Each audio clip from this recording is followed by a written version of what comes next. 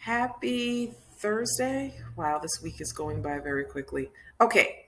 Limitations of your study. I want to talk to you guys about limitations of a study.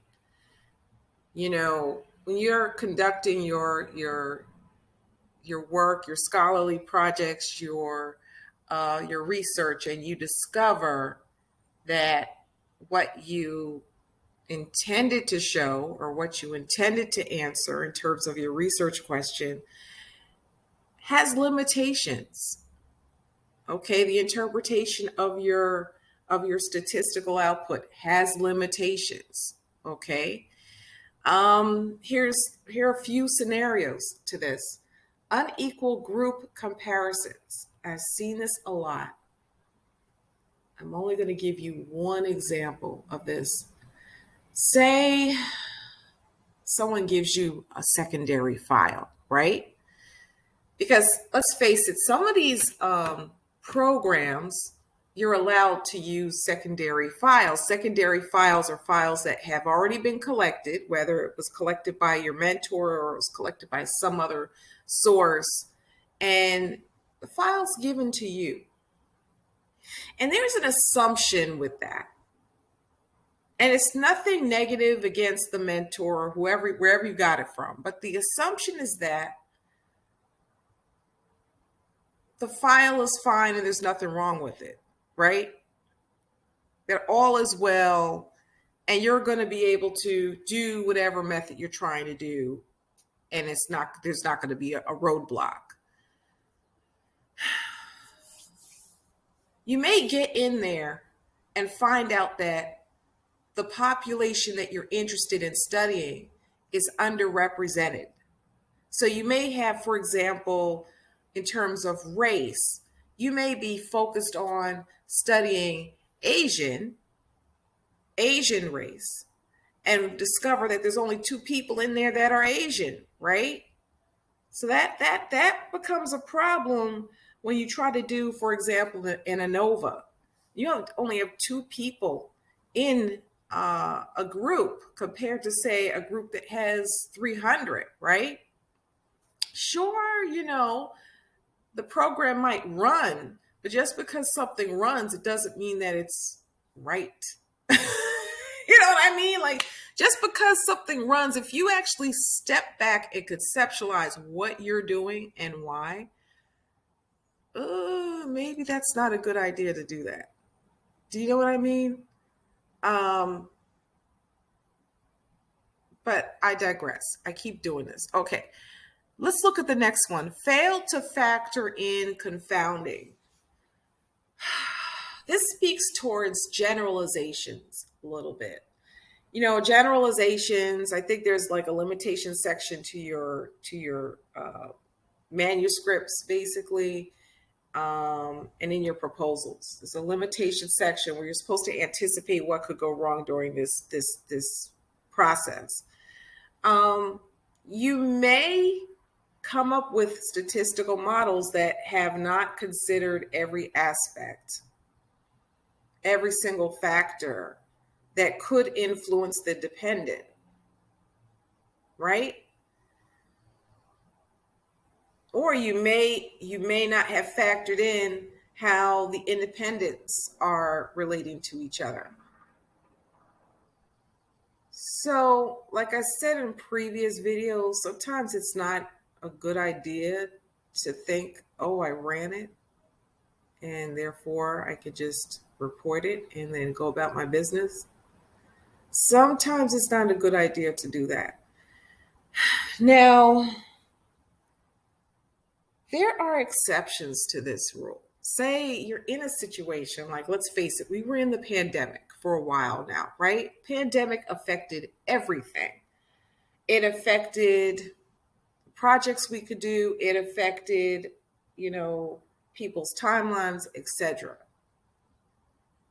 If you've collected information and you know that there's information that you did not factor in, it's better if you mention that in your manuscript.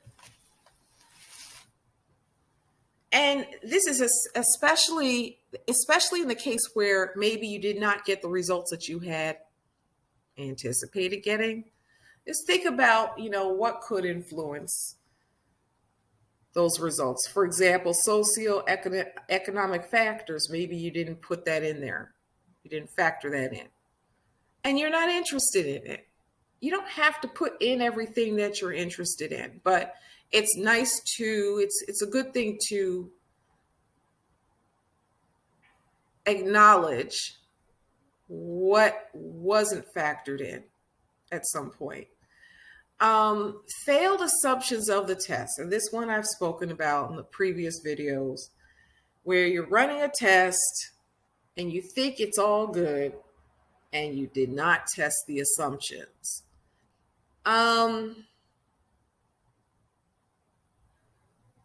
One way or the other, you're going to answer for that. Even if you run a test, you don't test the assumptions. You may notice that your output is not consistent, right? That there's something off about your output. And I'm trying to think of an example of this, and I can't think of one. I'll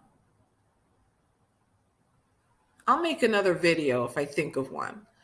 But I know, like, well, for example, linear regression. If you run a linear regression, when you have violations of the test, you may notice in the output that something is off. Something doesn't make sense. Like, there are bells and whistles with linear regression, and they don't all fire off when there's a problem.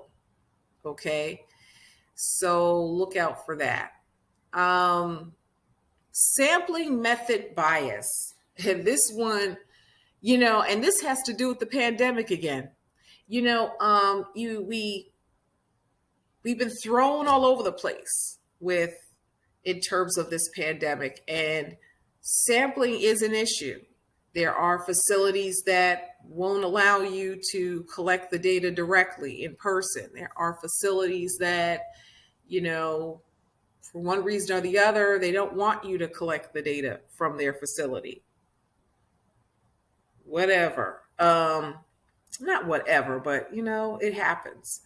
So you have to factor that in. So if you collect data from your colleagues, for example, there is a chance that your colleagues are not representative of the larger population with the same similar characteristics. Maybe your results are only for those people that you collected the sample for.